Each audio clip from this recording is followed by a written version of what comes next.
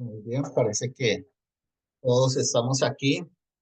Para los que recién llegaron, bienvenidos, buenas noches, buenas tardes. Los invito para que tomen una foto de los anuncios que envió María Antonia. Y son tres anuncios. El primero, que si no han hecho la entrevista con María Antonia, por favor se comuniquen con ella y si le pueden enviar dos fechas en las que puedan ir a su oficina. Me imagino que ella elegirá una. Es importante que tenga la entrevista con María Antonia. El segundo anuncio, verificar que han hecho todas sus tareas, todas sus asignaciones. Para esto tienen que ir al Gradebook y asegurarse que tienen todas las asignaciones. Y les recuerda que esta clase pasa, o todos los estudiantes pasan con 83. Así es que esta es la nota mínima que necesitan de esta clase para pasar. Y por último, el anuncio número 3, revisar su folder de los sábados, en especial la calificación. Todos y cada uno de ustedes recibieron un folder. Revisen ese folder y la calificación. Y recordándoles que el próximo martes es la última clase que tenemos. Así es que, bueno, a ver si vuelvo a poner el anuncio al final de la clase, pero por el momento los invito a que tomen una foto y recuerden esto. Bien, hoy tenemos una clase muy especial porque pues vamos a hablar de la carta de los Hebreos, vamos a hablar de la carta a Judas. También pues es la antepenúltima clase. Pasó el tiempo volando, como dicen, fueron 12 clases. Espero que hayan disfrutado de la lectura, que hayan disfrutado de la clase y sobre todo que los haya retado a seguir leyendo la Biblia de una manera tal vez ya con más calma, pero analizando los puntos los temas que tal vez les llamó la atención en cada uno de los libros. Hoy tenemos dos presentaciones. Sergio nos va a hablar de la carta a los Hebreos y Miguel nos va a hablar de la carta a Judas. Así es que vamos a comenzar con la presentación de Sergio. Así es que el micrófono es tuyo, Sergio. Bueno, Diácono, perdón que lo interrumpa. El señor Gonzalo está queriendo entrar, pero no puede, que se está tratando de conectar. A ver, déjeme miramos. Gonzalo. Mira, no lo tengo aquí. Eh, Dile que por favor salga del Zoom que está tratando de entrar, que si es posible de pronto se apague la computadora y que vuelva a intentarlo. Gracias, Sergio, por avisarnos. no, fue José Arturo, creo, ¿no? Sí, yo le aviso, gracias. Oh, ok, es José Arturo, por favor avísale. Tal vez mándale el link con el que tú entraste, José Arturo, para Ok. que él haga clic otra vez. Pe- Ok, gracias. Entonces, Sergio, el micrófono es todo tuyo. Bueno, buenas noches a todos. Ahí les pido de sus oraciones, ¿verdad? Un poco nervioso, un poco de más, ¿verdad? Por compartir. Y ya ve que la vez No, pasada, perdón, pues no, no, si sí me... quieres comenzar con una pequeña oración, sí, por favor. ¿ok? ¿Verdad? Y bueno, en nombre del Padre, del Hijo, del Espíritu Santo, amén. Padre bendito, Padre misericordioso. Te pido que a partir de este momento, Señor, que seas tú el que nos guíe, el que abra nuestros sentidos para poder entender ese mensaje que tú nos traes el día de hoy, Señor. Te pido que, que a cada uno de nosotros y especialmente a mí, que ponga las palabras precisas que he de compartir, y que tú seas el que dé ese mensaje. Hazme instrumento tuyo para seguir adelante, Señor. Les quiero compartir también una oración del Espíritu Santo del Cardenal Verdier. Oh Espíritu Santo, amor del Padre y del Hijo, inspírame siempre lo que debo pensar, lo que debo decir, cómo debo decirlo, lo que debo callar, cómo debo actuar, lo que debo hacer para gloria de Dios, bien de las almas y mi propia santificación. Espíritu Santo, dame agudeza para entender, capacidad para retener, método y facultad para aprender, sutileza para interpretar, gracia y eficacia para hablar. Dame acierto al empezar, dirección al progresar y perfección al acabar. Ya, te pedimos tu bendición en nombre del Padre, del Hijo, del Espíritu Santo. Amén.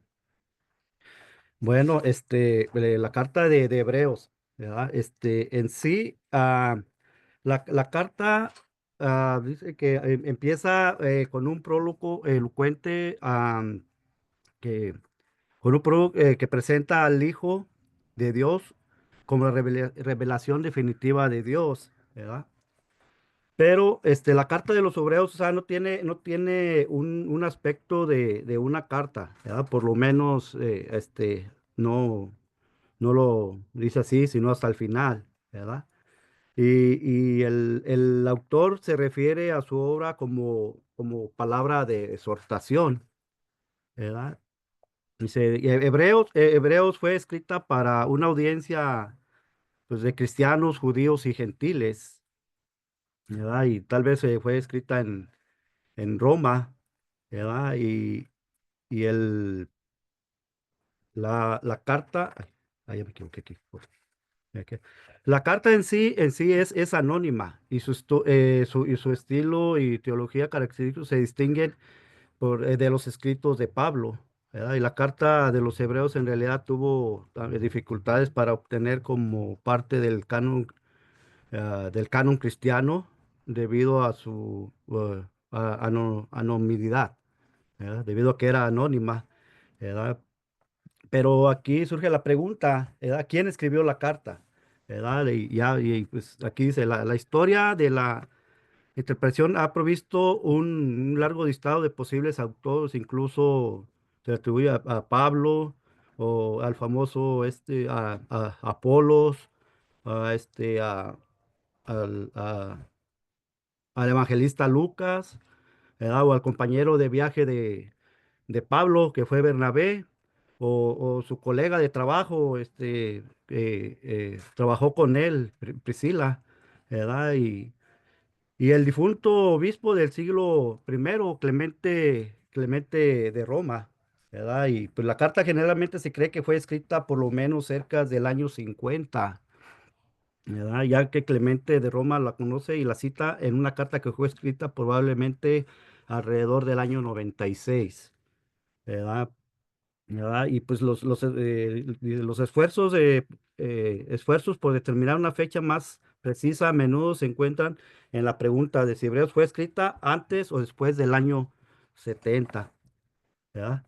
Pero también nos dice que fue escrita por un cristiano desconocido y probablemente prominente a un grupo, fue escrita a un grupo de cristianos judíos o gentiles de alguna ciudad, ¿verdad? Posiblemente fue en Roma entre 50 y el año 90 después de Cristo, ¿verdad? Y el propósito de esta carta es claro, ¿verdad? Porque proclama la superioridad de Cristo como el Hijo divino de Dios, ¿verdad? Y la superioridad de la fe de Cristo sobre todas las demás confesiones, especialmente la religión judía, ¿verdad? Y, y lo hace de una manera negativa para anticipar la apostasía, ¿verdad? Eso lo hace pues, para advertir a los cristianos, ¿verdad? Pues, de no abandonar su fe, ¿verdad? ¿Verdad? Y también positivamente para animar a la perseverancia, para, para recibir el favor y los beneficios de Dios otorgados a los que pues a los que son fieles, ¿verdad? Semejante, am, perdón, a los que son fieles, ¿verdad? Ya, ¿de qué? Ok. Y sostiene también a través de la interpretación de que el Hijo exaltado sigue haciendo favor de ellos, ¿verdad? En otro tema también el cristianismo y el judaísmo, ¿verdad? Dice que a medida de que se desarrolla el cristianismo surgieron distintas ideas en cuanto a cómo a a esta fe nueva, ¿verdad? Debería de entenderse con relación a su progenitor, ¿verdad? O sea, Jesús, el judaísmo es un extremo, ¿verdad? Y al parecer algunos cristianos han insistido en que el cristianismo era un subgrupo del judaísmo, o sea, que era un grupo aparte, los cristianos eran un grupo aparte de los judíos, ¿verdad? Y uno no podía ser cristiano sin ser judío. O sea, los gentiles llegaron a ser cristianos, que llegaron a ser cristianos, deberían de circuncisarse, ¿verdad? Y cumplir con los rituales judíos, ¿verdad? Y las normas que tradicionalmente ellos llevaban a cabo. ¿Verdad? Y en Gálatas, Pablo, en la carta de Gálatas, Pablo estaba tratando quizás con esta, bueno, más bien con esta gente que pensaba en, de esta manera, ¿verdad? Por eso Pablo escribe esa carta a los Gálatas, ¿verdad?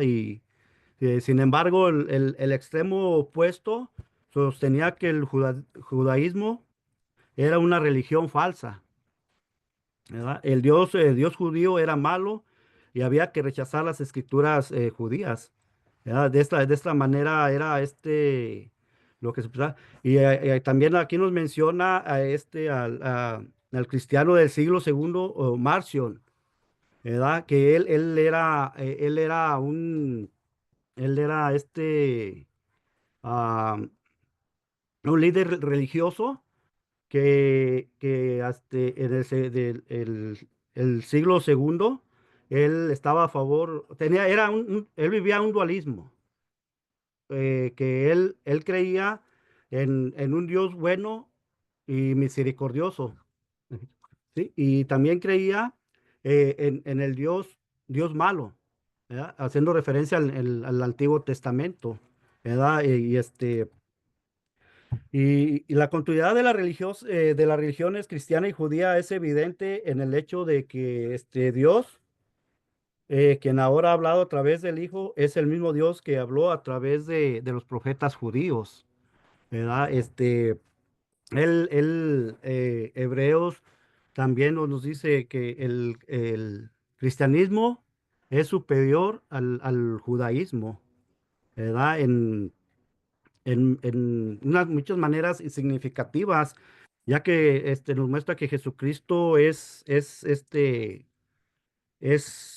más grande que como lo ha mostrado en el Antiguo Testamento. Es más grande todavía que, digámoslo, que Moisés, ¿verdad? A pesar de cómo él llevó su ministerio, más bien cómo sacó a su pueblo de la esclavitud, ¿verdad? Y también nos dice en el capítulo 1, el primer capítulo de Hebreos, que es más glorioso que los ángeles, ¿verdad? Porque Dios así lo destina en este capítulo, ¿verdad? Y da una revelación superior que la de los profetas, como antes lo había mencionado, que Moisés, Aarón y Levi, ¿verdad? Y el segundo, la salvación de Jesús que trae es superior a la que Israel obtuvo a través del antiguo pacto, ¿verdad? Y él ofrece un sacrificio superior, porque él se ofrece en sacrificio como cordero, ¿verdad? Y al él a traer el nuevo pacto, pues ya queda, digamos que el pacto anterior pues ya ahí termina, inicia el nuevo pacto que Jesús nos viene a traer a través de su sacrificio, ¿verdad? Y afirma que Cristo provee el cumplimiento del nuevo pacto que el judaísmo histórico ha prometido, ¿verdad? Con términos que se apoyan en el judaísmo helenista o la filosofía griega, ¿verdad? Y afirma que Cristo ofrece la salvación verdadera y que es eterna. ¿Verdad?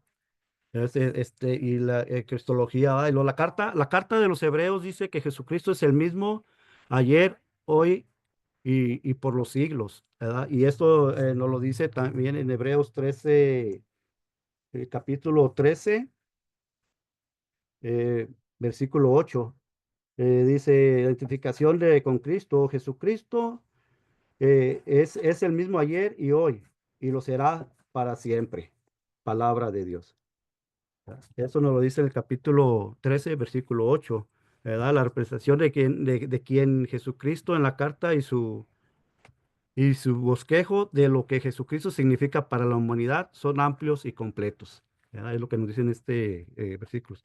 Luego Hebreos habla de la preexistencia de Cristo, de la encarnación, de la muerte sacrificial, la resurrección y la intercesión celestial y el regreso para el juicio, ¿verdad?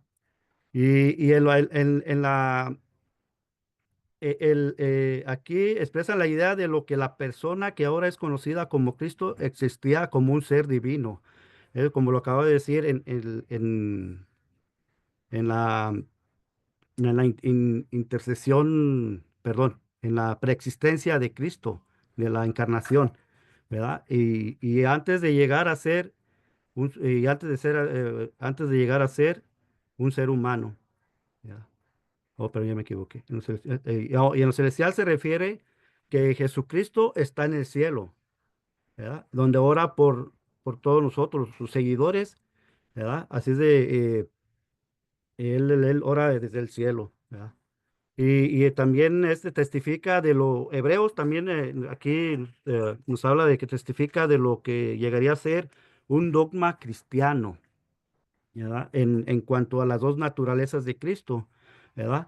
Como Jesucristo como divino y humano, ¿verdad? Y Jesús en realidad se le iguala a Dios, ¿verdad? Y representa la fiel imagen de lo que Él es, el Hijo. Él es Dios, ¿verdad?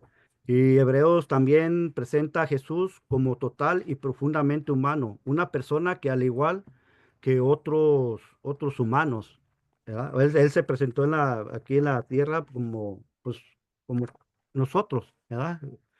¿Verdad? Y claro que él fue hecho perfecto, ¿verdad? Y a través de la obediencia de Dios, ¿verdad? Y aparte de que Jesús no pecó, ¿verdad? Y sin embargo, Jesús vivió un proceso que marcaron el crecimiento de obediencia y finalmente para llegar a la perfección, ¿verdad? Y la humanidad de Cristo significa teológicamente, aquí también nos dan tres ejemplos, ¿verdad? Dos Al- minutos, Sergio, perdona que te interrumpa, sí. 2 minutos más. Ok, entonces voy a tratar de leerlo más rápido, ¿verdad? El ser humano le permite a Cristo sufrir y morir, de esa manera ofrecer un sacrificio final, el poder de la muerte, ¿verdad? Y le permite a Cristo identificarse con los seres humanos, ¿verdad? Para poder ser capaz de complacerse misericordiosamente con el débil y el descarriado. Y en el capítulo 12, 1-3, ahí nos explica, nos dice que le permite a Cristo llegar a ser un ejemplo creíble para otros, ¿verdad? Y también nos habla de Jesús como el sumo sacerdote, ordenado otra vez por Melquisedec, ¿verdad? Ya que él fue sacerdote en el Antiguo Testamento, ¿verdad? Y pues no se sabe, o sea, de su genealogía, de qué fue su papá, su mamá, sus hermanos, ¿verdad? Sino que él fue, pues, sacerdote, ¿verdad? y la indica la Biblia que el sacerdote superior le presenta eterno, que no tiene principio ni fin, ¿verdad? Y qué mejor candidato podría ser para semejante sacerdocio que el Jesús persistente que vive y eternamente, ¿verdad?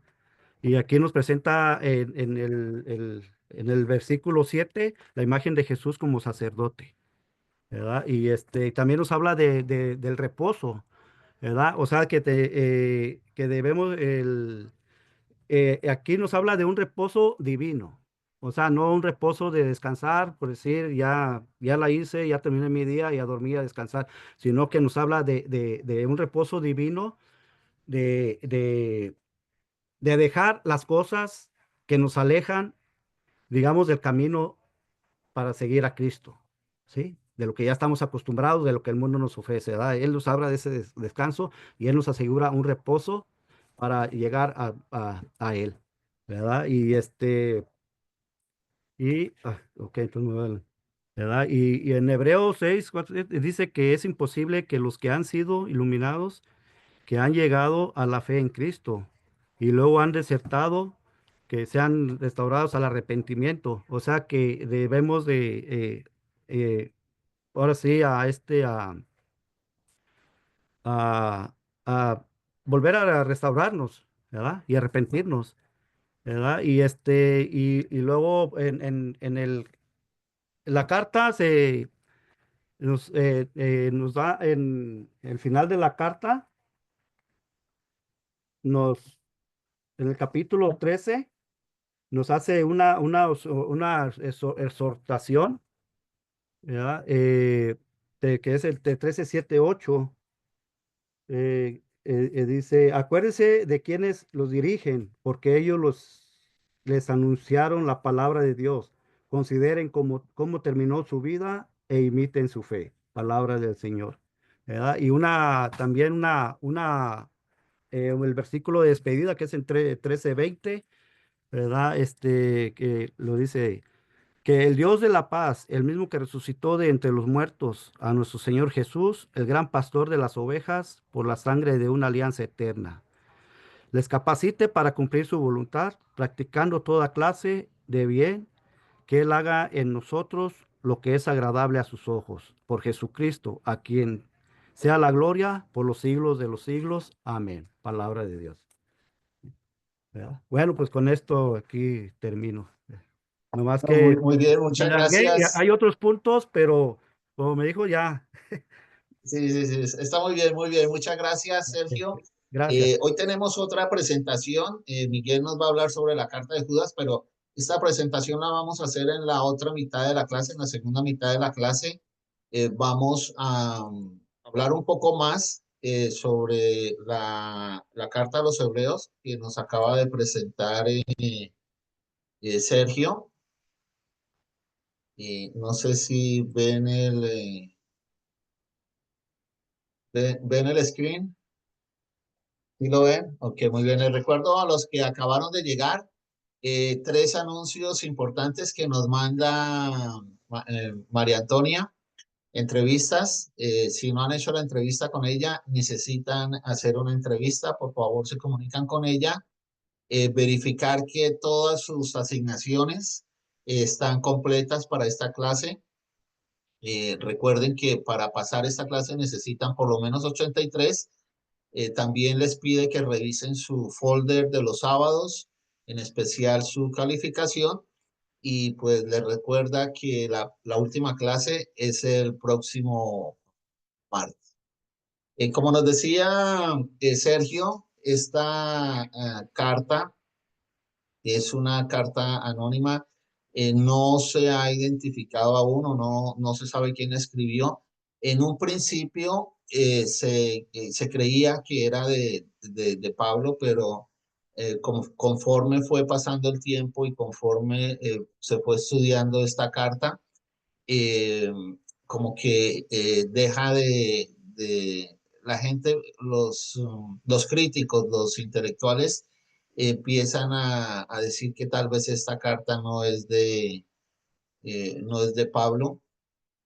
Eh, Esta puede ser una de las como pudieron ustedes leer en el libro y también en los PDF que les di, esta es una de las cartas más estudiadas dentro de la crítica de la Biblia y es una de las cartas que tal vez es escogida por muchos para estudiarla y para criticarla, porque la forma en la que fue escrita y sobre todo las referencias que tiene del Antiguo Testamento eh, hacen que esta carta sea un documento pues preferido para todos, sobre todo para entender la conexión entre el Antiguo Testamento y el Nuevo Testamento. Bueno, al comienzo del escrito, la presentación de Cristo como sumo sacerdote de la nueva alianza. Yo pienso que esta carta, lo principal, el punto principal de esta carta es que nos muestra la secuencia de las alianzas del Antiguo Testamento. Cuando ustedes estudiaron el Antiguo Testamento se pudieron dar cuenta de las diferentes alianzas que Dios hizo con su pueblo elegido y esta carta es prácticamente la culminación o la explicación de la nueva alianza. Recuerden que Jesucristo es considerado o es la alianza, es la culminación de todas las alianzas que hizo Dios con la humanidad. Y es por esto que esta carta es tan, pues tan importante, porque una vez estudiada a fondo esta carta, podemos nosotros entender un poco mejor las alianzas del Antiguo Testamento y cómo estas alianzas pues llegan a Jesucristo. Carta de los Hebreos, bueno, aunque este libro tradicionalmente se llama Carta a los Hebreos, no tiene el aspecto de una carta y, y tampoco, bueno, ya como que a lo último se ve que es como una carta, pero se piensa o se cree que fue escrito como una homilía, un sermón. A medida que los temas importantes de esta carta, como les dije, es como la unión del cristianismo y el judaísmo, así como Sergio nos explicaba cómo muchos judíos pensaban que el cristianismo era una subreligión del judaísmo o era una parte del judaísmo. Esta carta nos explica claramente que el cristianismo es la nueva alianza y por eso pues es considerado la nueva religión. Temas importantes, la superioridad de Jesucristo como persona y como divinidad en cuanto a todo lo que se había hablado en el Antiguo Testamento. Recuerden que para los judíos, Moisés, Abraham eran personajes no como dioses, pero sí eran profetas o personas que habían sido elegidos por Dios y estas personas pues eran prácticamente el símbolo del judaísmo, Moisés, Abraham. Pero Jesucristo en la carta de los Hebreos, el que escribió esta carta demuestra la superioridad de Jesucristo sobre todos estos personajes históricos del Antiguo Testamento. Y, bueno, la exhortación final también Sergio nos la explicó un poco. Eso es lo que vamos a hacer. Vamos a ver este video, pongan atención al video, después nos vamos a reunir en grupos y vamos a dialogar sobre una pregunta. El video es de 9 minutos 40 segundos, tal vez va a ser mucho tiempo, pero vamos a tratar de ver unos 7, 8 minutos. Es un video interesante. Me dicen si La escuchan, carta a los por favor. Hebreos. El autor de esta ¿Sí carta es escuchan? anónimo y la gente se ha preguntado por mucho tiempo si Pablo la escribió o si quizá fue alguno de sus colaboradores como Bernabé o Apolos. Pero la realidad es que no lo sabemos. En el capítulo 2, descubrimos que el autor tuvo una relación de primera mano con los discípulos que caminaron con Jesús. Así que sabemos que esta carta está anclada en la enseñanza de los apóstoles. Tampoco sabemos cuál era la audiencia de esta carta, ni siquiera dónde vivían. El autor los conoce muy bien y asume que tiene profundo conocimiento de las escrituras del Antiguo Testamento, especialmente de la narrativa de los primeros 5 libros de la Biblia, la Torá, acerca de cómo la familia de Abraham se convirtió en la nación de Israel, de cómo Moisés los siguió en su salida de la esclavitud en Egipto hasta el monte Sinaí, donde recibieron la Torá e hicieron un pacto con Dios, donde construyeron el tabernáculo que los sacerdotes utilizaban para ofrecer sacrificios, y también acerca de cómo vagaron por el desierto en su camino hacia la tierra prometida. El autor simplemente espera que los lectores conozcan todos los detalles de estas historias. Así que lo más probable es que la audiencia esté compuesta de judíos cristianos, y de ahí viene el nombre de la carta. El capítulo 10 nos da pistas que indican que esta comunidad de iglesia estaba enfrentando persecución y hasta prisiones por su asociación con Jesús. Algunos en la comunidad estaban alejándose de Jesús y abandonando la fe por completo, y eso explica el propósito y la estructura de esta carta. Primero tenemos una breve introducción, seguida de 4 secciones donde el autor compara y contrasta a Jesús con personas y eventos claves de la historia de Israel. Primero, se compara a Jesús con los ángeles en la Torá. En segundo lugar, con Moisés y con la tierra prometida. En tercer lugar, con los sacerdotes y con Melquisedec. Y finalmente, con los sacrificios en el pacto. El autor tiene 2 objetivos principales en todos estos contrastes. El primero es elevar a Jesús como superior a cualquier otra persona o cosa, mostrando que Jesús es digno de toda su confianza y devoción. Pero su segundo objetivo es retar a los lectores a permanecer fieles a Jesús a pesar de la persecución.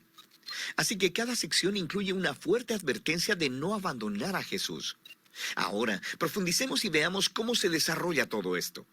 La elevación de Jesús comienza en la oración inicial de la introducción. Dios, que muchas veces y de varias maneras habló a nuestros antepasados en otras épocas por medio de los profetas, en estos días finales nos ha hablado por medio de su Hijo. De manera que el autor está diciendo que Jesús es superior a todas las otras maneras previas en las que Dios se reveló a Israel. Luego, hace la sorprendente declaración que Jesús es el resplandor de la gloria de Dios y la imagen exacta de la naturaleza de Dios. Estas metáforas hacen la identificación más cercana posible entre Jesús y Dios. Así que Jesús es a Dios lo que los rayos de luz son al sol, o Jesús es lo que la impresión en la cera es al sello de un anillo. Para este autor no hay Dios aparte de Jesús. Jesús es Dios hecho hombre como el Hijo, y esta elevada manera de ver a Jesús es la que se desarrolla a través del resto de la carta. En la primera sección, el autor compara a Jesús con los ángeles, lo que podría parecer un poco extraño. ¿Por qué ángeles? En la tradición judía se enseñaba, basado en Deuteronomio 33:2, que la Torá y las palabras de Dios fueron entregadas a Moisés en el monte Sinaí a través de ángeles. Así que al decir que Jesús es superior a los ángeles, el autor está declarando que Jesús y su mensaje de buenas nuevas son superiores a todos los mensajeros anteriores de la palabra de Dios. De manera que la primera advertencia fluye de este mismo punto. Si Israel fue llamado a prestar atención a la Torá, la cual fue entregada por ángeles, ¿cuánto más deberíamos prestar atención al mensaje que fue anunciado por el Hijo de Dios?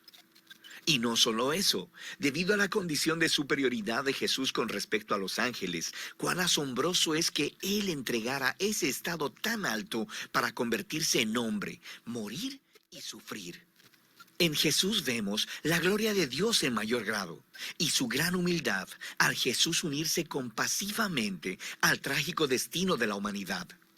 En los capítulos 3 y 4, el autor continúa diciendo que Jesús es superior a Moisés, quien guió a Israel a través del desierto y quien construyó el tabernáculo. Jesús también es el líder del pueblo de Dios, pero en él no vemos el constructor de una simple tienda de campaña, sino de toda la creación. Luego, el autor vuelve a contar la historia de cómo los israelitas se rebelaron contra Moisés en el desierto y perdieron su oportunidad de entrar al reposo que Dios les ofreció en la tierra prometida. Así que aquí viene la segunda advertencia. Si Jesús es mayor que Moisés, ¿cuán mayores serán las consecuencias si nos rebelamos contra él? Nosotros también estamos en una clase de desierto donde tenemos que confiar en Dios para el descanso futuro en la nueva creación de Dios. Así que asegurémonos de no rebelarnos, como lo hizo Israel en el desierto, y perdamos la generosa oferta de Dios para entrar en su nueva creación. En los capítulos del 5 al 7, el autor compara a Jesús con los sacerdotes que vienen del linaje de Aarón. Su rol era representar a Israel delante de Dios y ofrecer sacrificios que expiaran o cubrieran los pecados del pueblo. Pero él señala que los sacerdotes eran ellos mismos personas imperfectas. Así que debían ofrecer sacrificios constantemente por sus propios pecados, así como por los pecados de todos los demás. Algo más era necesario. Así que él declara que Jesús es ese algo más. Jesús es el sacerdote definitivo, pero Jesús no vino del linaje de Aarón. Jesús era un sacerdote según el orden de Melquisedec, ese sacerdote y rey misterioso de la antigua Jerusalén, quien aparece en las historias de la vida de Abraham. También encontramos en el Salmo 110 que el rey mesiánico del linaje de David sería un sacerdote según el orden de Melquisedec. Así que el punto del autor es que Jesús es el rey sacerdote definitivo. Él es moralmente perfecto, está eternamente disponible para su pueblo. Así que Él es superior a cualquier otro mediador entre Dios y los seres humanos. Y entonces viene la advertencia de esta sección. Rechazar a Jesús es rechazar a tu mejor y única oportunidad de estar completamente reconciliado con Dios. Así que no hagas eso. Lo que nos lleva a la última comparación en los capítulos del 8 al 10. El autor nos muestra cómo la muerte de Jesús en la cruz fue el sacrificio definitivo, superior a todos los sacrificios de animales que se ofrecían en el templo. Esos sacrificios debían ser ofrecidos constantemente, tanto cada día como anualmente en el día de la expiación. Jesús ofreció su vida una vez y para siempre, y eso fue suficiente para cubrir los pecados de todo el mundo. Así que el autor advierte a la audiencia sobre alejarse de Jesús. Es como darle la espalda a la oferta generosa del perdón de Dios. ¿Por qué harías eso? Nos dice que el sacrificio de Jesús es permanente y es el fundamento del nuevo pacto del que hablaron los profetas, donde todos los pecados son perdonados. Así que ahora que el autor ha elevado a Jesús por medio de todos estos contrastes, esta sección final es un gran reto a seguir a Jesús. Piensa en el gran panorama. En Jesús han encontrado la palabra misma de Dios. En Jesús tienen esperanza para estar en la nueva creación. Jesús es su eterno sacerdote. Él es el sacrificio perfecto. Así que ahora ellos deben seguir a todos los grandes modelos de la fe que se encuentran en la historia de las Escrituras y deben permanecer fieles a Jesús, confiando que a pesar de cualquier dificultad y persecución, Dios no abandonará a su pueblo. Ese es el flujo de pensamiento básico a través de la carta, la cual al final el autor dice que es una breve palabra de exhortación. Aquí hay algunos otros consejos para leer esta carta. Cuando el autor cite de las escrituras del Antiguo Testamento, lo cual sucede en casi todas las oraciones, detente y busca las referencias y lee la cita en su contexto original. Y a veces te confundirás, pero en la mayoría de las veces podrás ver conexiones geniales que de otra manera nunca hubieras notado, así que vale la pena el esfuerzo. También deberías saber que estos pasajes de advertencia te pondrán incómodo, y ese es el punto. No están ahí para asustarte. Están ahí para mostrarte que rechazar a Jesús es tonto, porque Él es asombroso. Estas advertencias sirven al propósito principal de la carta: mostrar que Jesús es la revelación definitiva del amor y la misericordia de Dios. Y de eso se trata la carta a los Hebreos. Okay. Como pueden ver, la carta a los Hebreos es fundamental para el estudio del Nuevo Testamento. ¿Por qué? Porque esta carta nos dice que para que nosotros podamos entender claramente el Nuevo Testamento, debemos entender el Antiguo Testamento. Esta carta es un mensaje que nos dice que Dios ha trabajado por la salvación del ser humano desde el mismo comienzo de la creación, desde Adán y Eva, cuando comenzó con las alianzas con el mismo Adán y siguió con la alianza de Abraham, de Moisés, de David. Entonces, esta carta es importantísima para estudiarla porque, como nos dice al final uno de los consejos, nos lleva a leer nuevamente el Antiguo Testamento. Una buena actividad que ustedes pueden hacer si están interesados tal vez en hacer una clase de Biblia, alguna conexión entre el Nuevo Testamento y el Antiguo Testamento, aunque tienen que saber lo que todo el Nuevo Testamento se va a repetir al Antiguo Testamento, de una o de otra forma.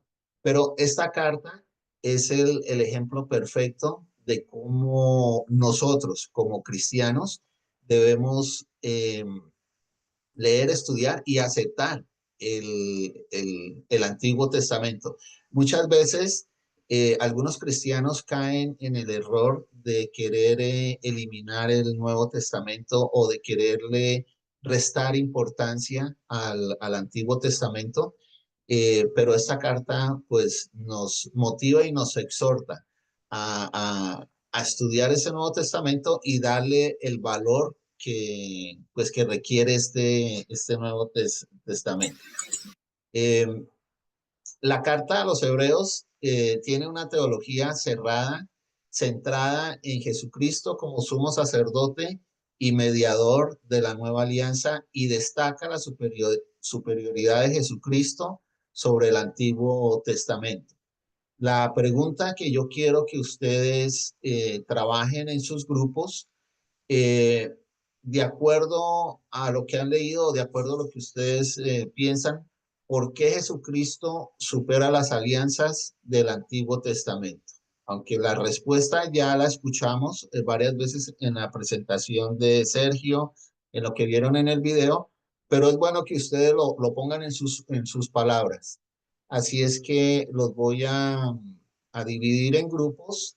Eh, Hubiera sido bueno para esta carta, para esta actividad, pues haberle repasado algo del Antiguo Testamento, pero pensé que tal vez era, tal vez mucho para leer, pero van a hacer su mejor esfuerzo de recordar algo del Antiguo Testamento, tal vez en sus diálogos, en sus grupos mencionen algunas de las alianzas y también si pudieran identificar cómo cada una de estas alianzas del Antiguo Testamento menciona a Jesucristo en cierta forma, porque eh, es Jesucristo la culminación de todas estas alianzas.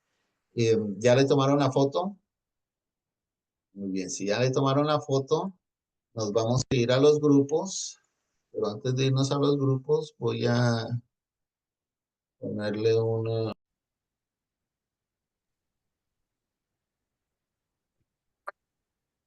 Bienvenidos, ya vamos llegando. Todo esto. Ándale. Pues es que eso es todo, nomás.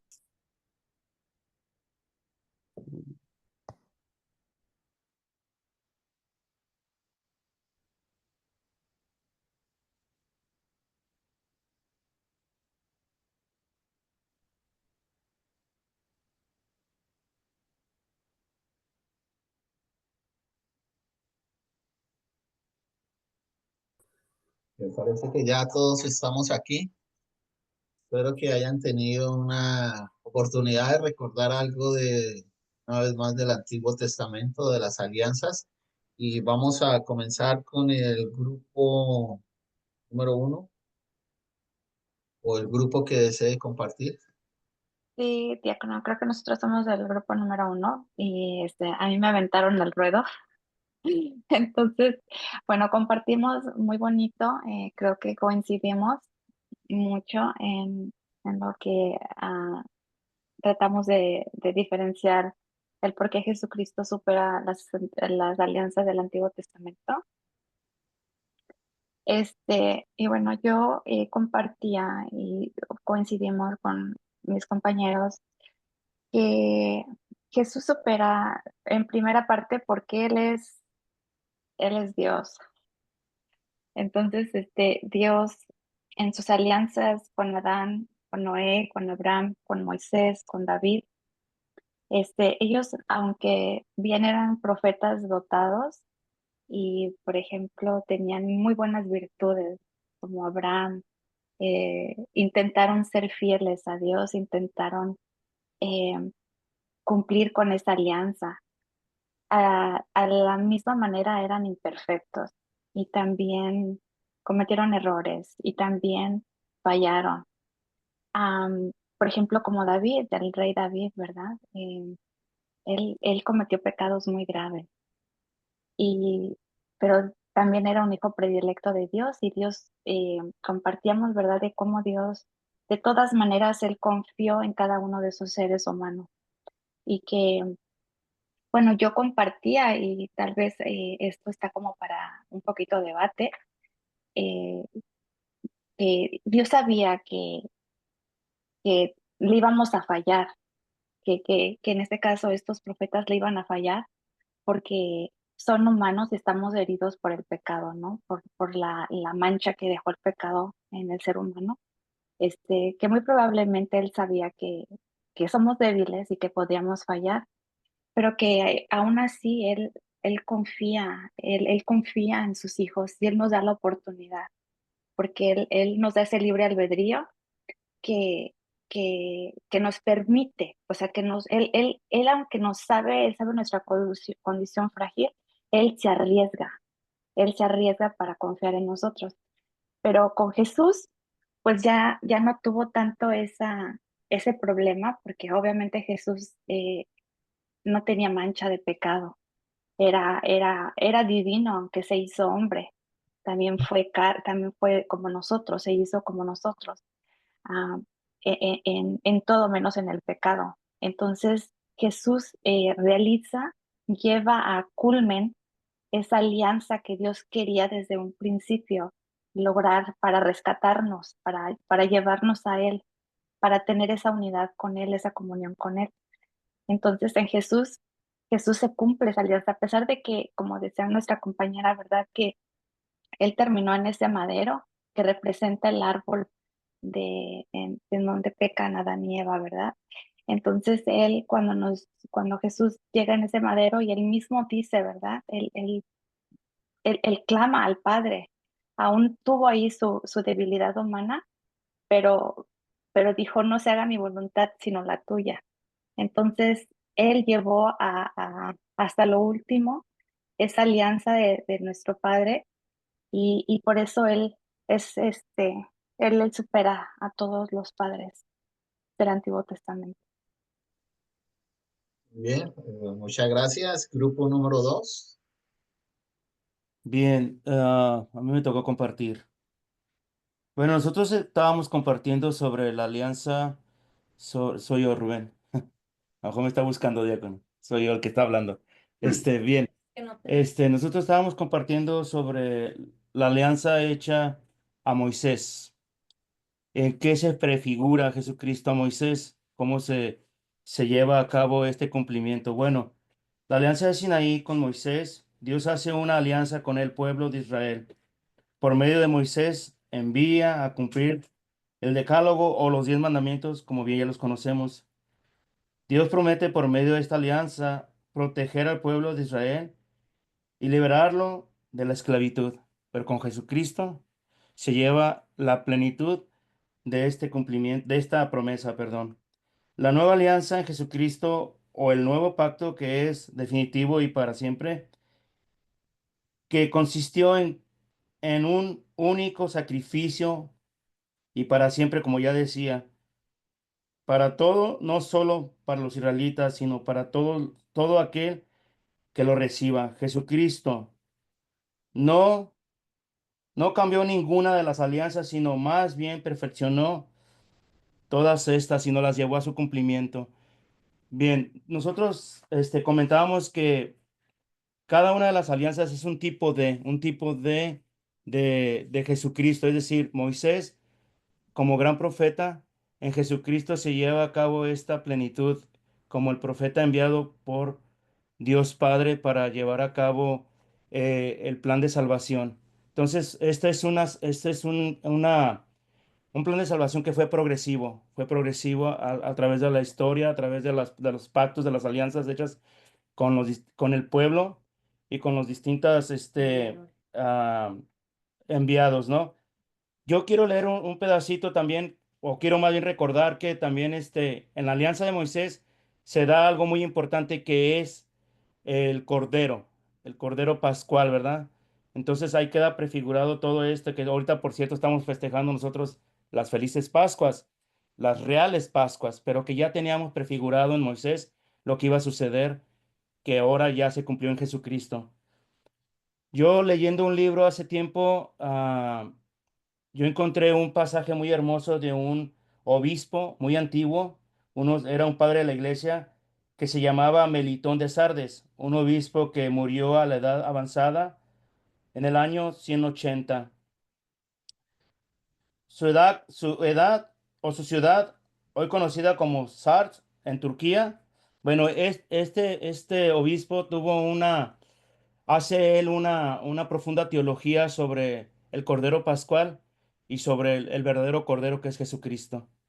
Dice, dime ángel, lo que has temido, la muerte de la oveja o la figura del Señor. Es claro que has temido por haber visto el misterio del Señor en el Cordero. Son cosas que a mí me llaman mucho la atención. ¿Por qué? Porque se resume claramente aquí que el Cordero era una prefiguración del sacrificio de nuestro Señor Jesucristo, pero aún así estaba ya estaba en función esta salvación del hombre y la alianza se cumple verdaderamente en nuestro Señor Jesucristo. Para no extenderme mucho, hasta aquí la dejo. Gracias. Muchas gracias, muchas gracias. Y continuamos con el grupo número 3. Yo voy a compartir. Mm, Pues porque Jesucristo supera las alianzas del Antiguo Testamento, nosotros compartíamos que, pues, ¿por qué? Porque Jesús viene a complementar todo, ¿verdad? Desde lo de los profetas, se viene, pues, viene siguiendo y él fue el último profeta y pues fue él sí obedece en todo al Padre, en todo para completar bien su misión, su ministerio. Él se hizo hombre, claro, pues sin pecado, y ofrece como sacrificio definitivo, paga por toda la humanidad, eh, desde el Antiguo Testamento hasta el Nuevo Testamento y pues hasta nosotros. Y pues ahora sí que Él es el rey y sacerdote definitivo de nosotros. Perfecto, pues muy bien, muchas gracias. Esto es para recordarles que tan importante es el Antiguo Testamento como el Nuevo Testamento para nosotros los católicos. Hace parte de la Biblia, es fundamental en la Biblia y aunque la esencia o tal vez el enfoque está en el Nuevo Testamento, esta clase era del Nuevo Testamento, también es inevitable que volvamos al Antiguo Testamento. La invitación está para que después de esta clase también ustedes se tomen el tiempo de releer el Antiguo Testamento, tal vez buscando esas profecías, la culminación de todas estas alianzas para que una vez entendido qué nos quiso decir Dios en el Antiguo Testamento, lo podamos ver hecho una realidad en el Nuevo Testamento. Eh, lo que vamos a hacer a continuación, vamos a tomarnos un descanso de 15 minutos. Después Miguel nos va a hacer la presentación sobre la carta de Judas. Miguel, ¿necesitas el PowerPoint o cómo vas a hacer tu presentación? No, No, no, sin PowerPoint. sí lo había preparado todo, pero se me hizo más fácil hacerlo, lo tengo, saqué copias también. Ok, muy bien, perfecto. Sí. Entonces, 13 más 15, 28. 28. Nos vemos aquí a las 8:28.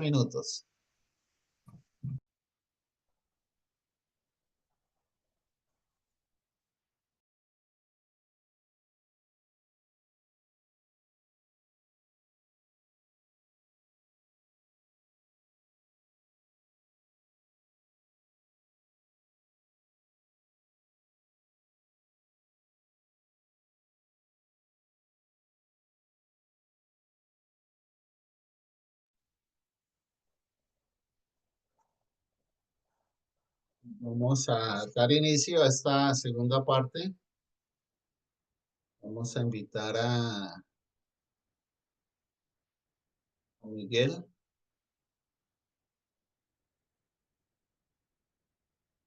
¿No ha llegado Miguel? Mientras llega Miguel, nos vamos a preparar la carta Sí, de... aquí tenemos. Muy bien, aquí está Miguel. Pues Miguel, el micrófono es tuyo. Ok, muchas gracias. Buenas tardes a todos nuevamente.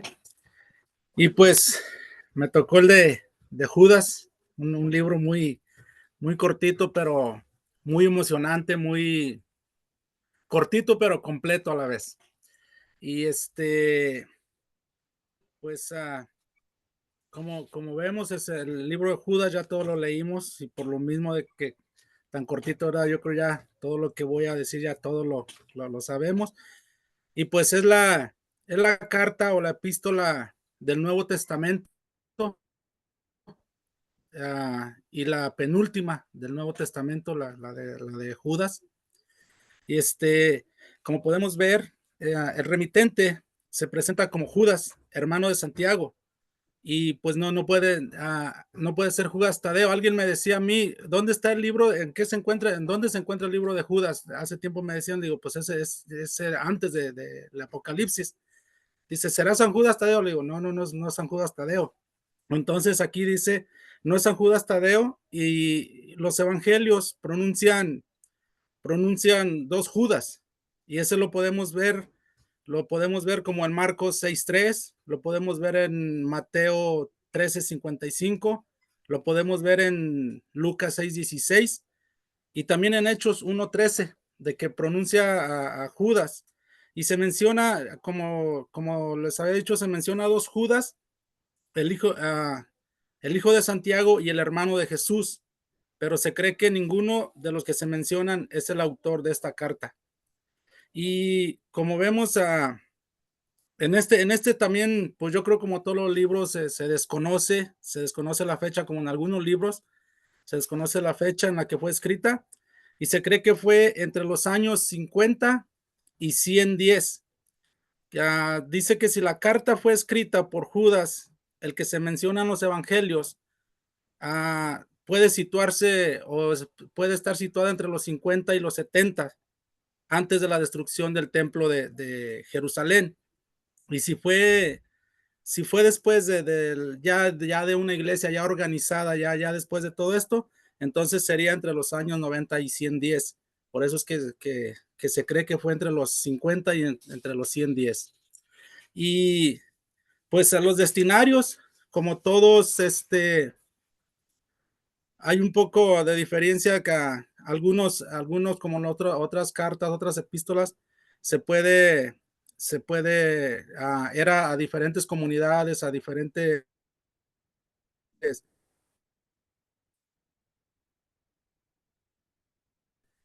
y esto no a las demás cartas del Nuevo Testamento. En esta carta es dirigida a todos los cristianos en general, elegidos por el amor de Dios y por la protección de Jesús. Y pues esto, todos los que ya leímos el libro y la carta, el libro del que tenemos el del Nuevo Testamento y la carta, pues esto se encuentra en el versículo 1 y 2, donde lo saluda el Judas a los que les escribe, ¿verdad? Amados y queridos de Dios. Y dice sobre lo de la fe apostólica, dice en Judas 3, también, que dice, queridos, yo tenía un gran deseo de escribirles acerca de nuestra salvación, pero ahora juzgué necesario escribirles con el fin de moverlos a luchar por la fe que los santos recibieron de una vez por siempre. Eso está en el versículo 3 de Judas. Y pues también ahí mismo, en 3 y 4 nos puede decir ya después por qué cambia. Él tenía el deseo de escribir sobre la salvación, pero ya en el 3 y 4 ya más o menos nos dice por qué es que cambió. Porque dice, podemos ver que fue para exhortar a los fieles a contender por la fe y rechazar a los falsos maestros, ya que habían comenzado a esparcir falsas doctrinas de la fe.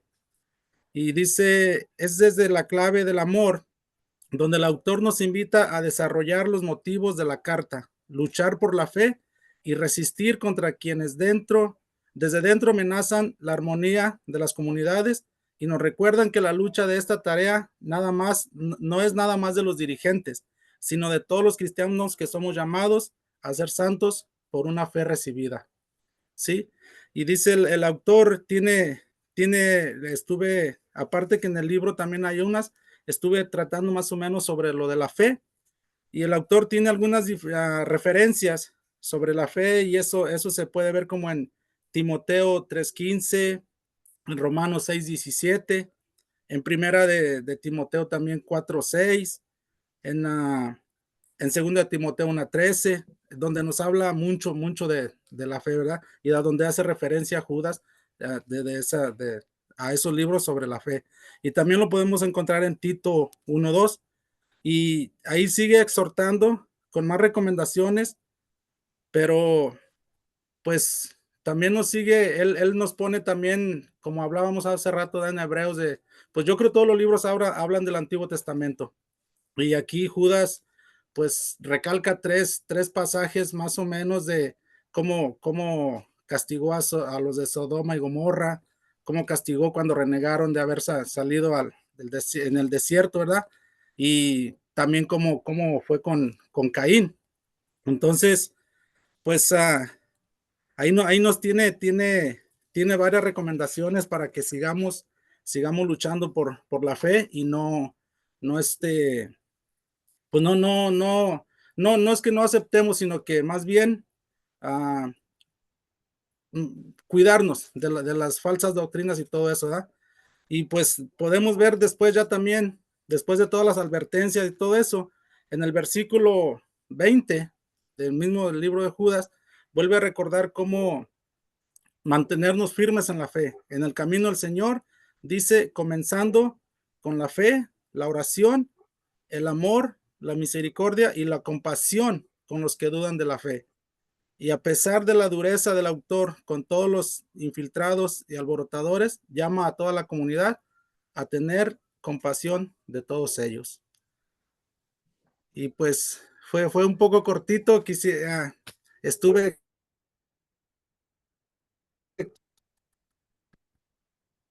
pues a pesar de que el libro fue muy cortito, me emocioné tanto y quise abarcar mucho, pero fue lo que aquí fue lo que pude sacar. Gracias Miguel, una muy buena presentación. Voy a abrir el PowerPoint.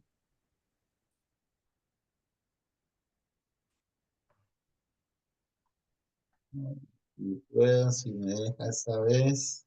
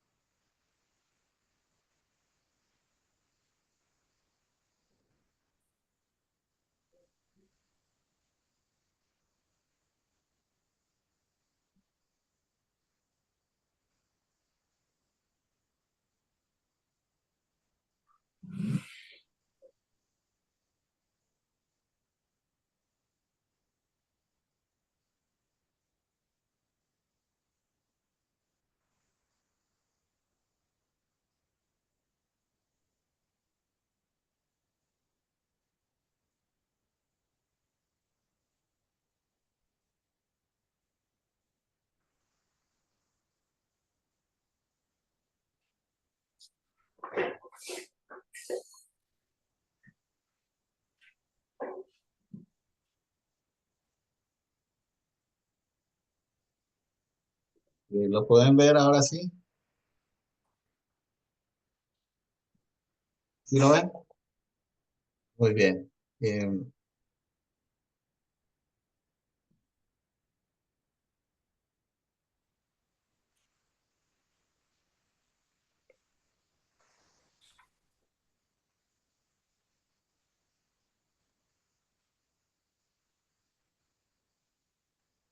Perfecto. Nuevamente, gracias, Miguel, por tu presentación. Sí, es una carta muy corta. En cuanto al lugar y la fecha, pues Miguel muy bien lo dijo. Como todas las cartas, no se sabe exactamente el tiempo exacto, pero decía que tal vez fue antes de la destrucción del Templo de Jerusalén o después, por los años 90, 100. Así es que no sabemos. Pero algo que Miguel nos decía y es importante de nosotros de reflexionar es los Judas que vemos en la Biblia. Judas Iscariote fue el que traicionó a Jesús, y Judas Tadeo, también uno de los 12 apóstoles, llamado Judas de Jacobo o Judas de Tadeo. Eso es algo que tenemos que también tener en cuenta.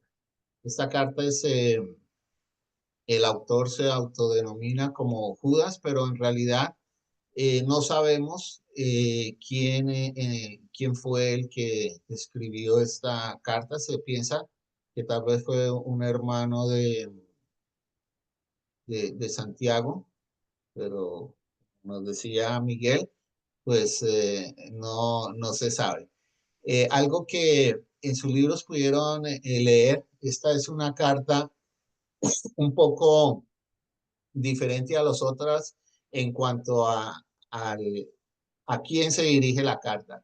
Esta carta, por lo general las otras cartas se dirigen geográficamente, como pueden ver, a los Efesos, de diferentes lugares, iglesias de diferentes lugares, pero esta carta se identifica más teológicamente que geográficamente. Esta carta va dirigida a los que son amados por Dios, el Padre, guardados por Jesucristo. Así es que también se puede decir que es una carta universal que va dirigida no solamente a una iglesia, sino a toda la comunidad cristiana de ese entonces. Algo que llama la atención en esta carta tal vez es el vocabulario un poco fuerte en cuanto a los que llegan a las comunidades o están tratando de eh, meter falsas doctrinas en estas comunidades. Ustedes pudieron ver todos estos, muchas veces, adjetivos un poco fuertes, como los denomina el autor de esta carta.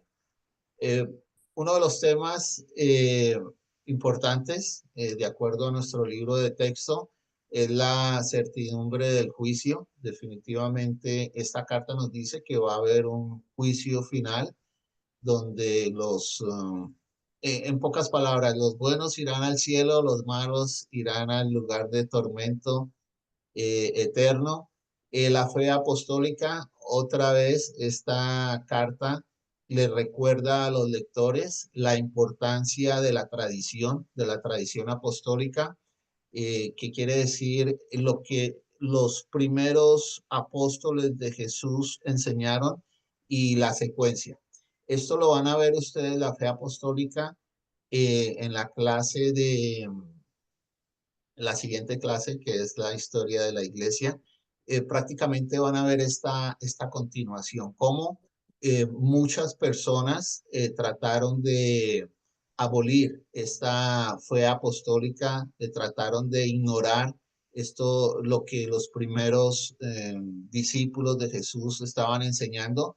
Entonces, esta es prácticamente como el inicio de lo que va a ser la dinámica de la iglesia por los 200, 300 años siguientes, en donde muchas personas trataban de pues eliminar o de en cierta forma contradecir lo que los primeros apóstoles habían enseñado. Pueden ustedes ver también en su libro la similitud entre esta carta de Judas y la segunda de Pedro. Se dice que el que escribió esta carta se basó mucho en la carta de segunda de Pedro, y hay muchas similitudes que sería bueno, tal vez en esta clase de pronto hacemos la actividad, pero sería un muy buen ejercicio comparar estas dos cartas. Yo les digo y los motivo a que den clases de Biblia en sus parroquias, en sus iglesias, y que de pronto uno de estos temas sería la comparación de Judas y segunda de Pedro. Sería una buena actividad para la comunidad y para ustedes también. Yo les insisto y les he repetido casi en todas las clases la importancia de dar estos cursos bíblicos, no solamente para la comunidad, sino para ustedes también. La mejor forma de aprender es enseñando. Si ustedes se quieren aprender un tema de manera perfecta, si ustedes quieren conocer algo de una mejor manera, enseñen eso y van a ver que van a aprender muchísimo. Bueno, la teología de la carta de Judas gira en torno a la defensa de la fe cristiana y la advertencia contra de los falsos maestros. Como pueden ver, esta es una de las cartas, como muchas otras, en donde el autor alerta a las comunidades de estas personas falsos maestros, que quieren tal vez distorsionar el mensaje original o el mensaje del cristianismo. Entonces, esta es otra carta que invita a los lectores o invita a las personas a que luchen por la fe y a discernir quiénes se desvían de los discípulos de Jesucristo. Eso es algo muy importante que tal vez nosotros, no solamente en la carta de Judas, sino en muchas otras cartas, pudiéramos analizar en qué aspectos o cuáles son las recomendaciones que se hacen en estas cartas, y de esa forma poder deducir cómo estas comunidades se estaban desviando del mensaje original o el mensaje verdadero de nuestro Señor Jesucristo. Los puntos claves de la teología de esta carta, como lo dije anteriormente, es la defensa de la fe. Judas anima a los creyentes a permanecer firmes en la fe que fueron instruidos, o en la fe de los apóstoles. También advierte sobre los falsos maestros, estos falsos maestros que promueven la inmoralidad, la falsedad, y niegan a Jesucristo. Muchas veces cuando decían niegan a Jesucristo, viene otro aspecto importante que fue trabajado por varios años, hasta uno de los primeros concilios ecuménicos, que fue la naturaleza de nuestro Señor Jesucristo. Muchos decían no fue hombre, otros decían no fue Dios. Este tema se va a dividir muchas de estas comunidades, y se va a trabajar hasta que fue solo en uno de los, bueno, más adelante, cuando se reunieron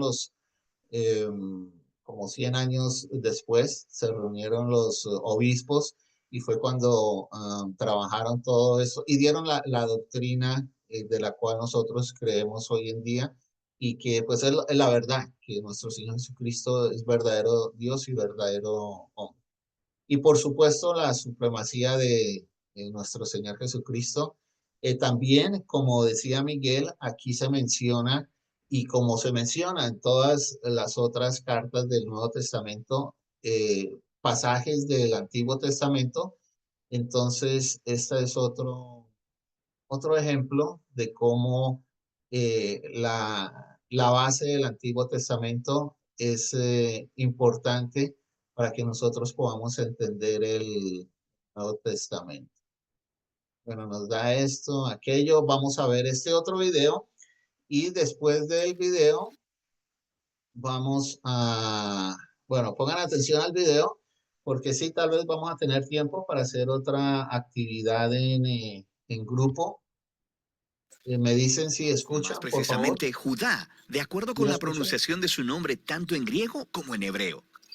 Judá era uno de los 4 hermanos de Jesús que se mencionan en los evangelios. Ninguno de los hermanos siguió a Jesús como el Mesías antes de su muerte, pero después lo vieron resucitado y se convirtieron en sus discípulos.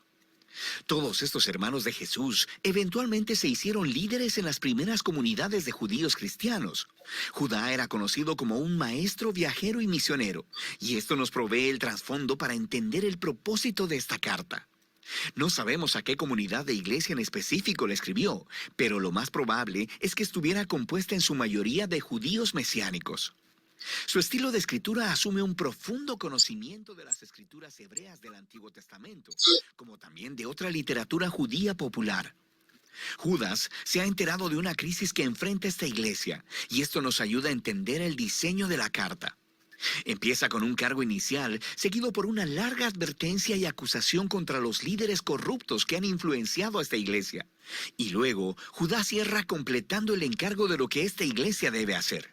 Judá comienza pidiendo a esta iglesia que luche por la verdadera fe cristiana. Él dice que su plan había sido escribir una obra más larga que explorara nuestra salvación compartida a través del Mesías. Pero ese proyecto, dice él, se retrasó cuando escuchó las noticias urgentes acerca de esta iglesia. Y así, él escribió esta profunda pero muy breve carta. Judá no empieza hablando de cómo ellos deben luchar por la fe. Más bien, él primero les explica el por qué. Es por los maestros corruptos que se han infiltrado en esta iglesia. Y él no ataca sus enseñanzas, sino su manera de vivir. Su transigencia moral es lo que te dice que tienen una mala teología. Primero que nada, ellos han distorsionado la gracia de Dios como una licencia para pecar. Ellos piensan que han sido perdonados y que ahora tienen el Espíritu de Dios, así que pueden hacer lo que quieran, especialmente en lo que se trata de dinero y sexo. Y entonces Judá dice que ellos están traicionando a Jesús al rechazar su autoridad y sus enseñanzas. Y Judá quiere que esta iglesia sepa que la aparición de estos maestros no es una sorpresa. Por ello, continúa con una advertencia más larga para que se mantengan alejados de ellos. El primero ofrece 2 grupos de 3 ejemplos del Antiguo Testamento. El primer trío es acerca de personas rebeldes, quienes en el pasado recibieron justicia divina. Los israelitas, que se rebelaron contra Dios en el desierto, obtuvieron lo que querían y murieron en medio de la nada. Él después habla de una historia acerca de ángeles que están aprisionados por su rebelión hasta que se enfrentan a la justicia de Dios. Él se está refiriendo a la interpretación de la historia en Génesis 6, ofrecida en la popular obra judía llamada Primera de Enoc, donde los hijos de Dios se interpretan como ángeles que se rebelaron contra Dios, tuvieron sexo con mujeres y fueron juzgados por ello. Judá enlaza esta historia a su tercer ejemplo sobre la ruina de Sodoma y Gomorra en Génesis, donde hombres violentos intentaron tener sexo con ángeles enviados por Dios en forma de humanos. Ambas historias son acerca de la rebelión contra el orden de Dios que llevó a la inmoralidad sexual, y es precisamente de esto que los falsos maestros son culpables. Después de esto, Judá ofrece un ejemplo adicional de un popular texto judío llamado el Testamento de Moisés. Al igual que Enoc, este no era parte de las escrituras del Antiguo Testamento, sino que era un recuento creativo de los últimos días y palabras de Moisés, basado en Deuteronomio.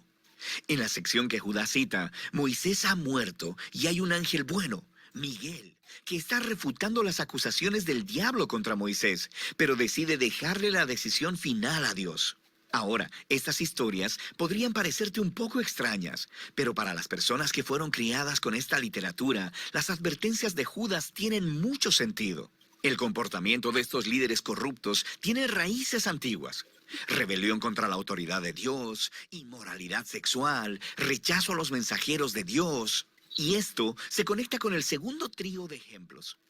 Se trata acerca de rebeldes que corrompieron a otras personas. Caín mató a su hermano, pero luego se fue a construir una ciudad donde reinó la violencia. Balán el hechicero no pudo maldecir a Israel, así que lo sedujo a la idolatría y a corrupción moral. Y luego Coré, el levita, quien dirigió una rebelión contra Moisés que terminó en desastre para otras personas. Judá concluye con un segundo trío, con una avalancha de imágenes del Antiguo Testamento para describir a los falsos maestros. Ellos son como los pastores egoístas de Ezequiel, o como las nubes sin agua de Proverbios, o como las furiosas olas de Isaías. Su ensimismamiento traiciona su reclamo de ser seguidores de Jesús y crean caos a donde quiera que van. Judá concluye su advertencia citando otras dos advertencias, una antigua y otra reciente. La primera viene otra vez del popular libro de Primera de Enoc, que decía contener las visiones del antiguo personaje de Enoc en el libro de Génesis. Ahora, lo que es fascinante es que Judá cita al capítulo inicial de Enoc, que a su vez está citando alrededor de media docena de textos del Antiguo Testamento acerca del día final de la justicia de Dios sobre la maldad humana. Judá luego pone a la par de la antigua advertencia de Enoc una más reciente, proveniente de los apóstoles. Pedro, Juan, Pablo, todos predijeron que falsos maestros se levantarían y distorsionarían las buenas nuevas acerca de Jesús. Y ellos mismos se estaban haciendo eco de la temprana advertencia de Jesús acerca de esto mismo. Así que esta iglesia ya no necesita convencimiento. Deben lidiar con estos falsos maestros. Por lo que Judá continúa hacia el encargo final. Él toma su línea inicial acerca de luchar por la fe y desarrolla cómo lograrlo mediante un genial grupo de metáforas. Él describe a la comunidad de Jesús como el nuevo templo de Dios, así que ellos deben construir sus vidas sobre el fundamento de la santísima fe que se refiere al mensaje central de buenas nuevas sobre la vida, muerte y resurrección de Jesús por nuestros pecados. Sobre ese fundamento, la iglesia debe edificarse a sí misma, mediante la dedicación a la oración y consagrarse al amor de Dios a través de la obediencia. Y la integridad de este edificio se mantendrá al estar alertas al regreso de Jesús, cuando traerá su justicia y misericordia. Y al hacer esto, se ayudarán unos a otros en permanecer fieles a Jesús. Judá entonces concluye adorando al Dios quien protegerá a su pueblo y los librará de caer alejándose de su gracia. La breve carta de Judá es poderosa y a la vez confusa para muchos lectores modernos, quienes se preguntan por qué el autor cita textos que hoy no se consideran parte de la Biblia hebrea, como Primera de Enoc o el Testamento de Moisés. Es importante recordar que la cultura judía de ese tiempo estaba inmersa en textos religiosos. Jesús, su familia y todos los cristianos judíos tempranos crecieron leyendo la Biblia hebrea junto con muchos libros que se basaban e inspiraban en las Escrituras. Y sabemos que había debates antiguos acerca de si estos libros debían ser considerados como escrituras o no. Pero a pesar de eso, siguen siendo importantes. Un libro no tiene que estar en la Biblia para decir un mensaje importante al pueblo de Dios, y así eran muchos textos judíos de ese periodo. Hoy se conocen como colecciones apócrifas, también conocidos como deuterocanónicos, junto con los pseudoepígrafos. Y todos estos se preservaban y leían en las comunidades judías cristianas. Eran tratados con mucho respeto. Esto no significa que hubieran sido seleccionados como parte de la Biblia hebrea, pero sí son parte de la tradición bíblica. Y así Judá, que conocía a sus lectores, sabía que ellos valorarían las palabras de Primera de Enoc y las usó para comunicar su mensaje, que es este. La gracia de Dios a través de Jesús demanda una respuesta de toda la vida, no solo a sentir intelectualmente.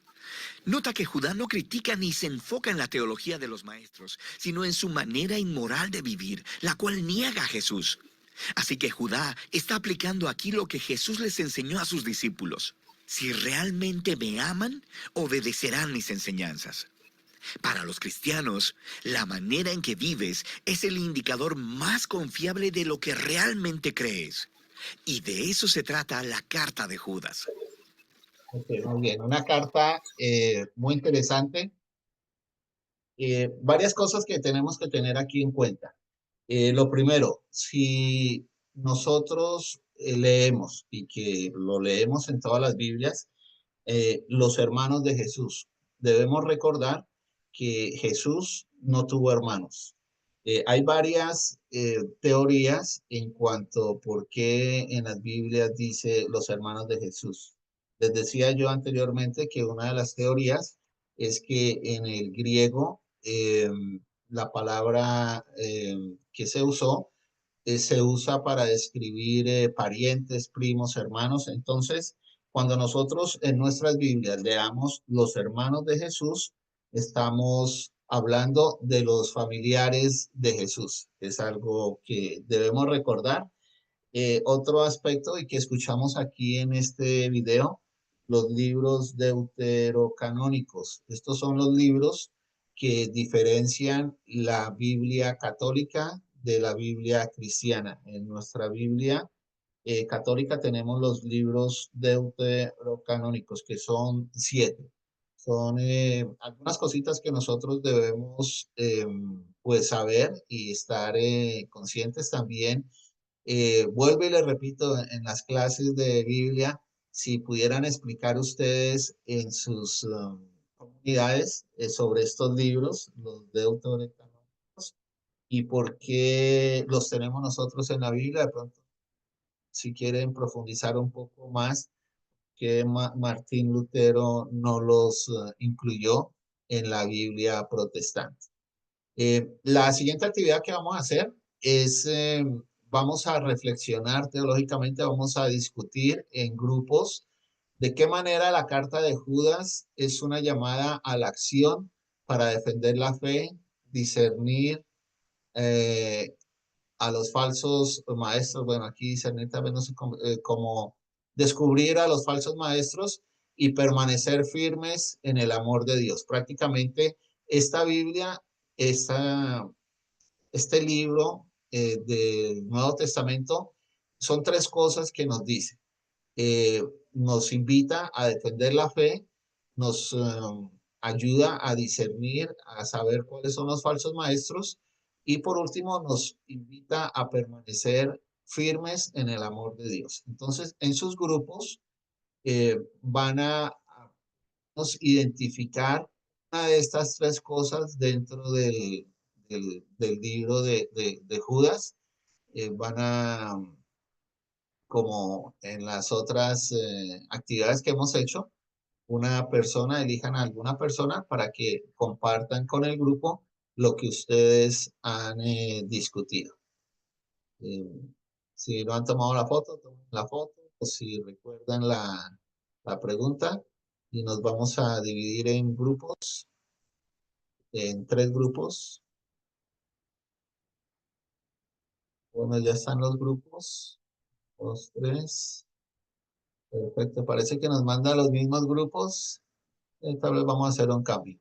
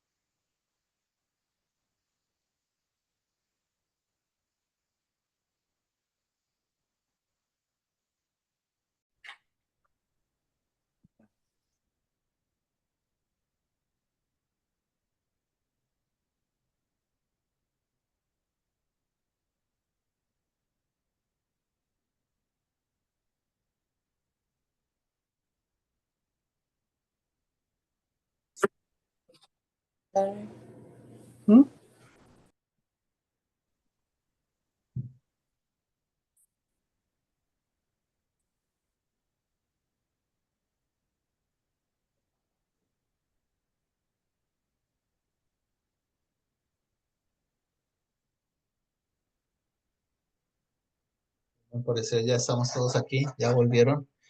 Espero que hayan disfrutado de su diálogo con esta carta, eh, una de las últimas cartas, la carta de Judas. Vamos a pedirle al grupo número 1 que comparta con todos. Pues Sí, estamos gracias. tan metidos en el tema. Carolina, Somos personas. tú, Tere.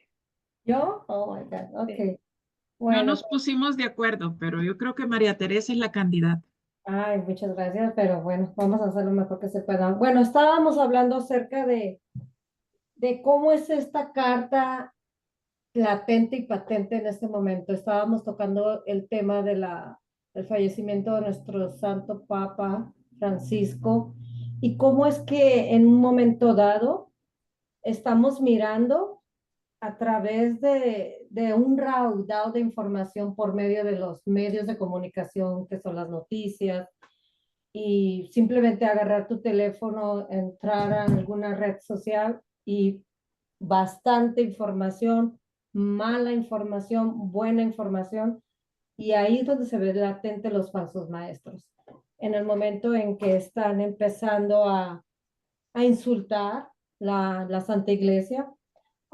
Yo no sabía de la existencia de una película que nunca había oído, que dicen que salió hace mucho tiempo, El Contable, y habla exactamente de eso, ¿verdad? Quieren destruir la imagen de Dios, de la Santa Iglesia, y es lo que compartíamos y estábamos en un poquito de debate en donde nuestra compañera, pues Angélica, decía que ella era muy radical en su forma de percibir a Dios, de defender a Dios, de defender a nuestra iglesia, que estaba mirando hace poco algo en YouTube de una persona muy espiritual que la llenaba en todos los sentidos. Todo iba bien hasta el momento en que empezó a criticar el pontificado del Papa Francisco, de los errores que había hecho, y ella en ese momento hizo delete, no lo quiso escuchar. Yo lo que le compartí a ella es que en un momento dado, yo también me he estado no enfocada, sino me he topado con esos tipos de mensajes, pero simplemente los desecho, porque está en estos días latente las enseñanzas de esta carta. Defender nuestra fe, defender lo que es el amor de Dios, identificar a los falsos maestros y lo que es lamentable, que hay mucha gente que lamentablemente no tiene esta bendición de tener cursos, que se dejan llevar por esas ideas, se dejan llevar por la mala información. Y pues ante todo, pues estar firmes, como dice el final de la carta. Es una gran alabanza a Dios, permanecer firmes, y como yo lo que escribí, esta carta es definitivamente polémica y para el gusto de algunos eruditos demasiado excesiva, pero el autor estaba 100% convencido de defender la fe de Dios. Es en sí un llamado a no ser explotados por falsos profetas, y Judas concluye con una gloriosa alabanza a Dios, conociendo su gran poder. Y pues de nuestra parte es todo. Gracias. Muchas gracias. Grupo número 2. Ok, mi nombre es José Arturo y bueno, me tocó compartir. Bien, uno de los dice aquí uno de los puntos, el primer asunto y el más importante que Judas quiere decir es que el destino de los creyentes falsos ya está sellado, ¿verdad? Como decía la hermana María Teresa, que hay muchos protestantes que por lo regular por las redes sociales están atacando a nuestra iglesia, pero como dice aquí, esos falsos profetas ya fueron sellados, ¿verdad? Porque el juicio de Dios sobre ellos es inevitable, ¿verdad? Ah, ¿Dónde tengo acá? Dice que también que el autor explica que la instrucción de personas impías vierten la gracia de Dios, ¿verdad? Con el libertinaje que ha hecho necesaria. Es una de las razones que Judas hizo esta carta, porque era realmente necesaria para mantener la fe. Ah, Dice muchas propuestas, como ahorita hay muchas propuestas de los protestantes, pero eso ha existido todos los tiempos, ¿verdad? Todo el tiempo ha habido protestantes ante nuestra iglesia, pero dice que ninguna propuesta ha predominado, ¿verdad? Entonces, también en otro espacio muy fuerte que dice que a los intrusos se les describe con varios insultos, ¿verdad? Animales irracionales, nubes en agua, estrellas árboles que no dan fruto, ¿verdad? Son temas muy fuertes, ¿verdad? Y pues sí, Judas es una carta un poco de polémica, pero lo que él quiere es que nos mantengamos en la fe, en el amor de Dios, que andemos por la luz, y pues no dejemos que algún mal comentario que escuchamos o veamos en las redes sociales nos mueva de nuestra fe.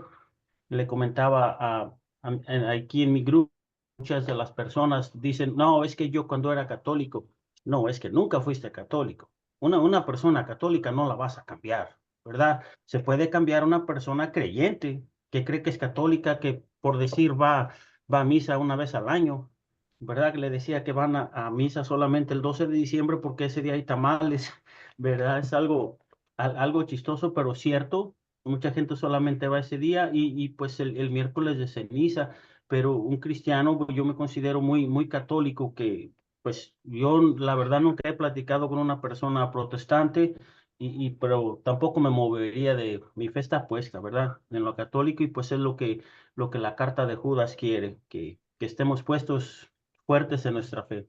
Es Muchas gracias. Y por último, el grupo número 3. Ok, nosotros en el grupo número 3 compartimos de que pues hay que tener el conocimiento, ¿verdad? El conocimiento y la fe a la palabra de Dios. Hay que estar firmes en nuestra fe para para saber discernir, ¿verdad? Cuando están esos falsos profetas, esas falsos maestros. Hay que estudiar bien la palabra de Dios, su significado de los pasajes. eh, hay que orar mucho, pues también mantener la misericordia, tratar de convencer a los que tienen sus dudas y pues tener cuidado, ¿verdad? Para no dejarnos envolver también como dicen, de los lobos vestidos de oveja. Mm. Muy bien, Es- pues muchas gracias. Esa fue la carta de Judas. Espero hayan disfrutado también de su lectura y de la conversación que tuvieron con sus compañeros sobre esta carta. No me queda más que recordarles que para la próxima clase es el ensayo final.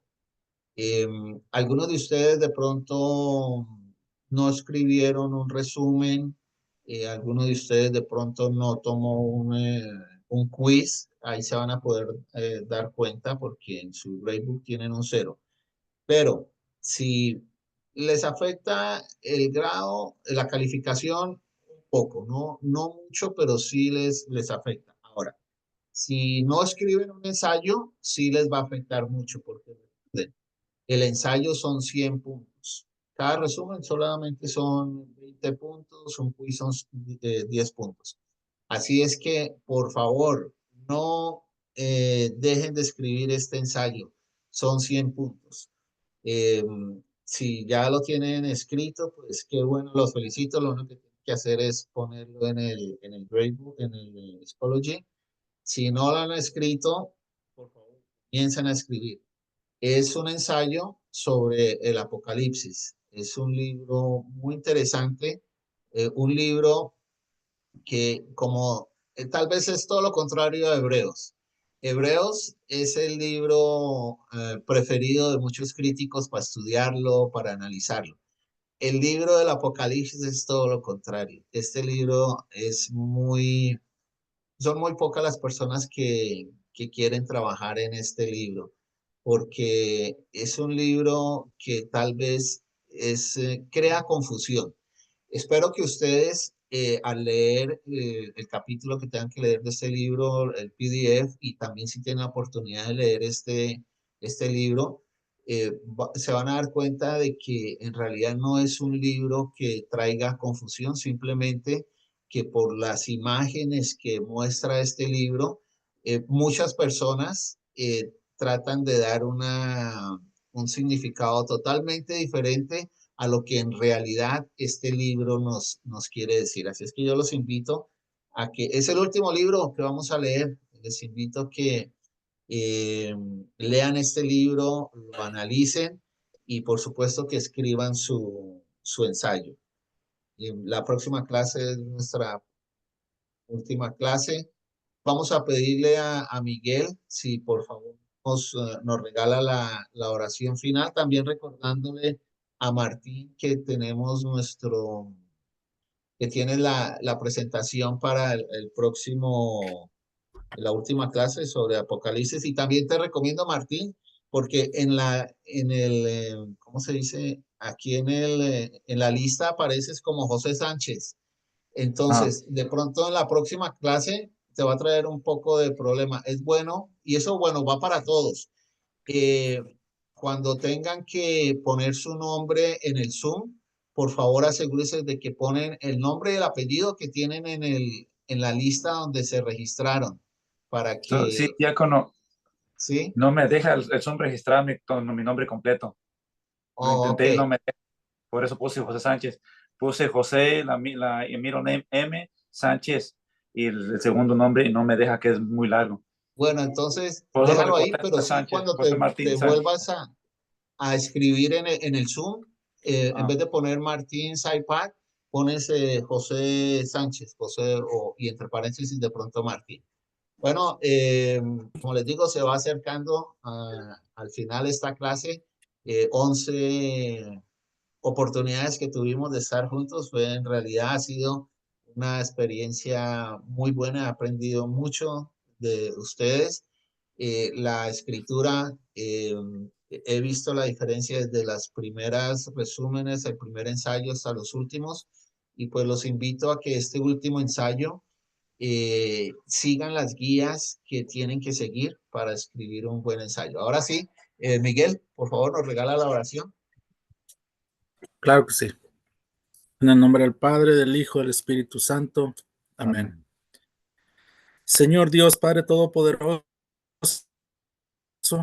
te doy gracias, Padre Santo, por habernos permitido otra semana más estar aquí, estudiando, aprendiendo más de ti, llenándonos de ti, Padre Santo. Te pido, Señor, que derrames tu bendición en cada uno de los hogares donde estamos, cada uno de los hermanos que estamos en este estudio. Te doy gracias por el diácono Gabriel que nos has puesto como instructor. Padre Santo, te pido que también tú vengas y seas nuestro instructor tú. Llénanos de tu Espíritu Santo para que todo esto que aprendemos cada semana, para todo esto que vamos a continuar, si tú nos lo permites, Padre Santo, nos podamos llenar de ti. Gracias por habernos permitido, Padre Santo, ya casi terminar estos cursos. Nos queda una semana más. Permítenos llegar hasta el final de estas clases y ayúdanos a continuar por medio de tu Espíritu Santo, que no nos alejemos de ti y que podamos seguir firmes en nuestra fe. Esto te lo pido por el preciosísimo nombre de tu Hijo Jesucristo, que vive y reina por los siglos de los siglos. Amén. Amén. Padre nuestro que estás en el cielo, santificado sea tu nombre. Venga a nosotros tu reino. Hágase tu voluntad en la tierra como en el cielo. Danos hoy nuestro pan de cada día y perdona nuestras ofensas como también nosotros perdonamos a los que nos ofenden. No nos dejes caer en tentación y líbranos todo mal. Amén. También a ti, mamita María, nos queremos despedir con esta bella oración. Dios te salve María, llena eres de gracia, el Señor es contigo. Bendita eres entre todas las mujeres y bendito es el fruto de tu vientre, Jesús. Santa María, Madre de Dios, ruega por nosotros los pecadores, ahora y en la hora de nuestra muerte. Amén. Gloria al Padre, al Hijo y al Espíritu Santo, como era en el principio, ahora y siempre, por los siglos de los siglos. Amén. En el nombre del Padre, del Hijo y del Espíritu Santo. Amén. Muchas gracias a todos, bendiciones. Ya saben, si tienen alguna pregunta, se pueden quedar después o me pueden enviar la pregunta por